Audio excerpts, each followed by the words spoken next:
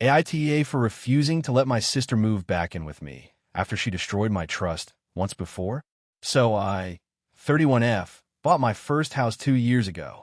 It's a small 2-bedroom place in a quiet neighborhood.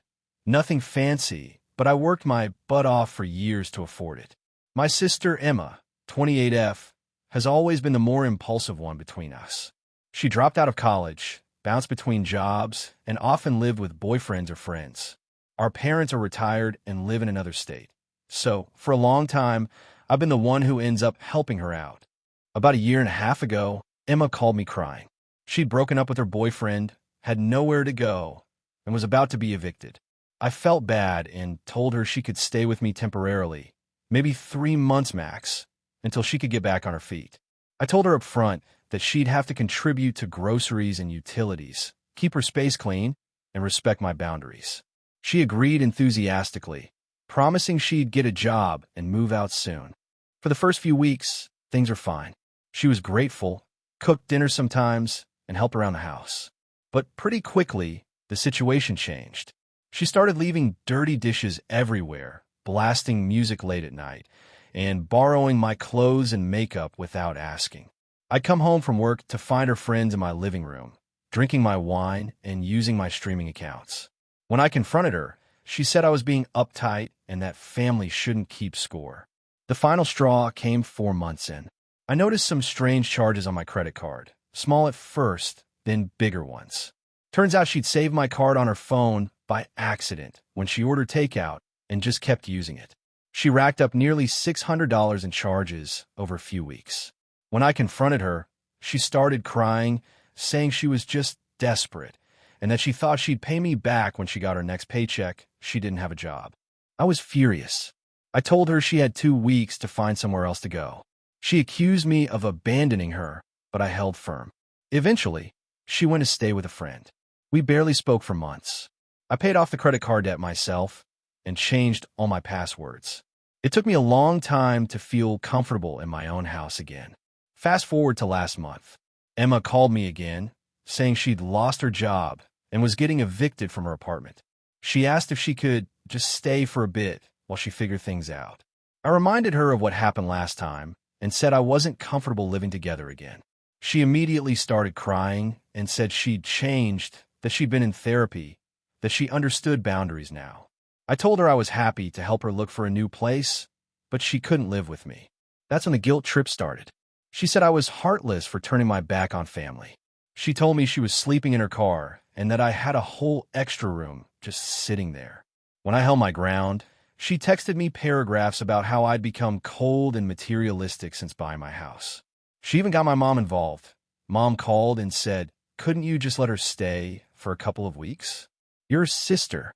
I reminded my mom what happened before, but she brushed it off as a mistake and said Emma wasn't in a good place back then. I love my sister, but I don't trust her. I told Mom if she's that concerned, she can send Emma money or let her stay with them. Mom said that's not possible because they downsized and don't have space. Well, I didn't budge. My mom told me she was deeply disappointed in me. Then last week, Emma showed up at my house unannounced. I didn't even know she was in town. She was standing on my porch with her bags, saying she had nowhere else to go. I didn't let her in. I told her through the door that I was sorry, but she couldn't stay here. She started shouting that I was cruel and that she hoped someone treats me the same way someday. She sat on my front step crying for nearly an hour before finally leaving. I felt like absolute garbage afterward, but also angry that she'd just shown up like that, expecting me to cave. Since then, half my extended family has taken sides.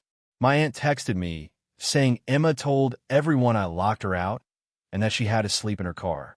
My cousin called me a selfish homeowner, but a few close friends told me I did the right thing, that Emma needs to face consequences for her choices. Now, here's the part that's making me question myself. I recently found out Emma has been staying at a shelter. When I heard that, I felt a pit in my stomach. She's my sister. We grew up sharing a room. Part of me feels like I failed her. But another part of me remembers sitting on the phone with the bank, disputing those charges and the weeks of stress that followed. I'm terrified of letting her back in and having history repeat itself. I've thought about offering to pay a month's rent somewhere cheap or helping her with a deposit, but my mom said that's cold and that family doesn't make each other feel like charity cases. Emma hasn't reached out again, but I see her posting vague things online about fake family and people who only love you when it's convenient. Every night, I think about whether I could have handled it differently. Maybe I could have let her stay under stricter conditions, like keeping her card info, locking up valuables, setting a firm deadline. But realistically, I know Emma. Boundaries mean very little to her when she's desperate or emotional. And once someone's in your home, it's much harder to get them out again without feeling like a villain. So now I'm sitting here in my quiet house, second-guessing everything. Part of me feels like I protected my peace, and the other part feels like I abandoned my sister when she needed me most. My mom won't talk to me right now, and Emma is clearly furious. I keep replaying her crying on my porch and wondering if I've become the kind of person who puts comfort above compassion. AITA for refusing to let my sister move in again, even though she's now homeless. If you enjoyed the video, don't forget to leave a like and subscribe to the channel. It helps the content grow and motivates me to create even more great videos. Turn on notifications so you don't miss any new uploads. By the way, I'm curious, when do you usually watch my videos? While working, studying, or just relaxing at home? Let me know in the comments. I'd love to hear from you. Thank you for your support. AITA for refusing to attend my sister's wedding because of her new fiancé's behavior. I, 29F, have always been close to my family, especially my sister, 32F. We grew up very close, shared a lot of experiences, and I genuinely considered her one of my best friends. We didn't always agree on everything, but I could count on her, and I felt like she could count on me. That's why what happened in the past year has been so difficult for me to process. Around a year ago, my sister introduced me to her new boyfriend, Mark, 34M. At first, I didn't think much of him. He seemed nice enough, quiet, and respectful. She was really happy, so I was happy for her. Over the next few months, however, I started to notice some things that made me uncomfortable. It wasn't obvious stuff. He didn't yell or act aggressively, but there were subtle red flags I couldn't ignore. One of the earliest things I noticed was how controlling he was in small ways. For example, during a group dinner, he kept cutting my sister off mid-sentence and then insisted she let him handle things because he knew better.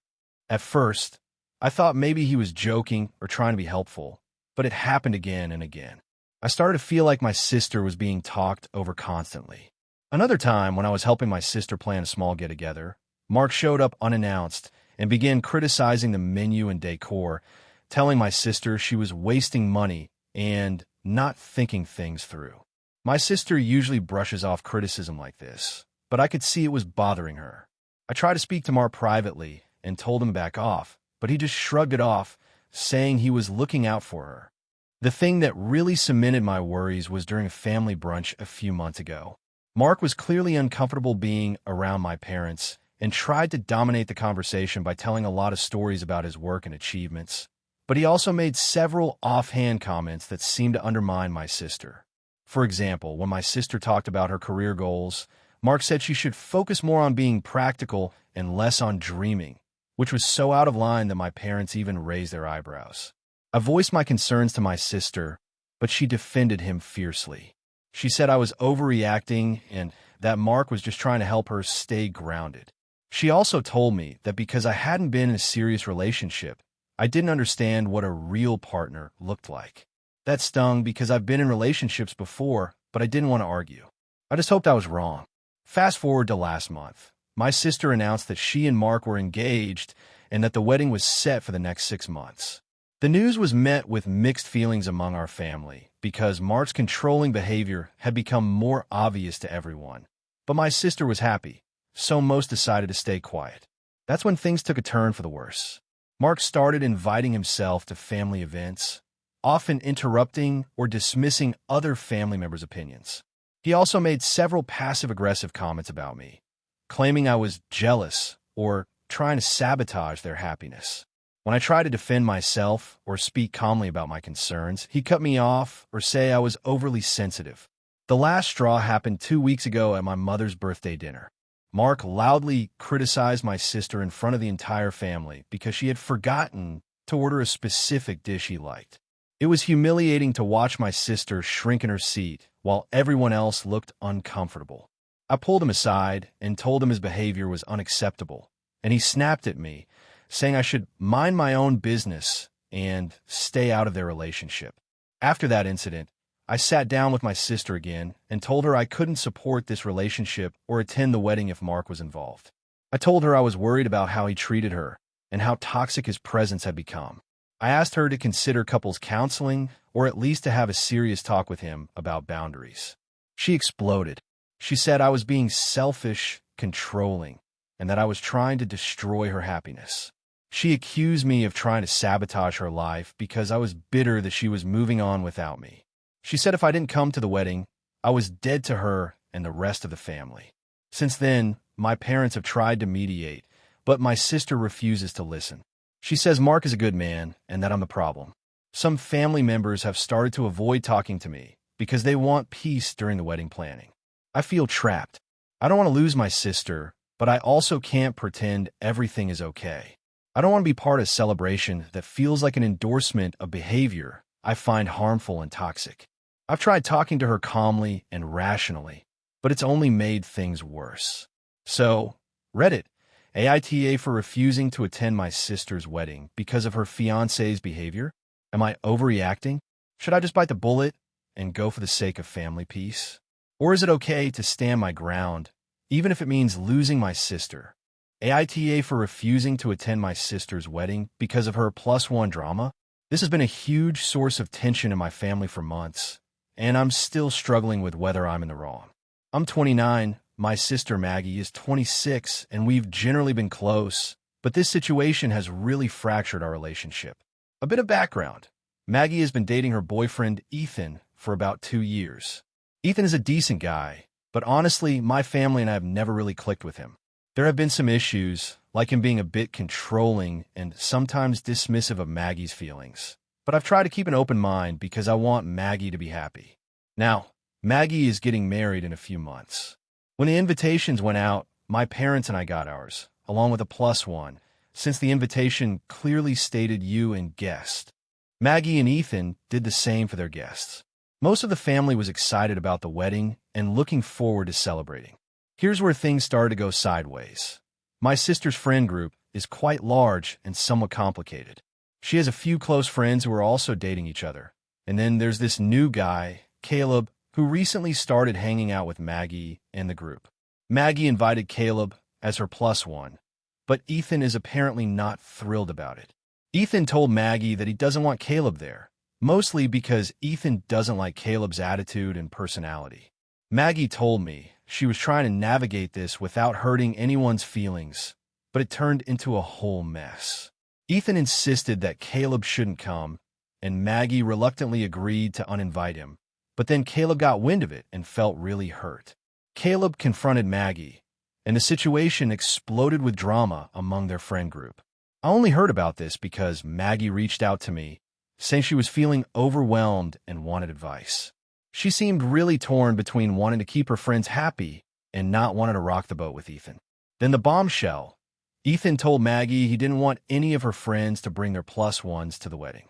His reasoning was that he wanted the wedding to be intimate and didn't want random people there.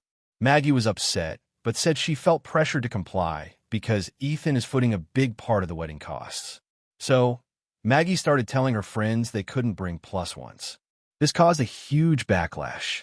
Some friends got offended, especially those who were dating or seriously involved with someone and now couldn't bring them.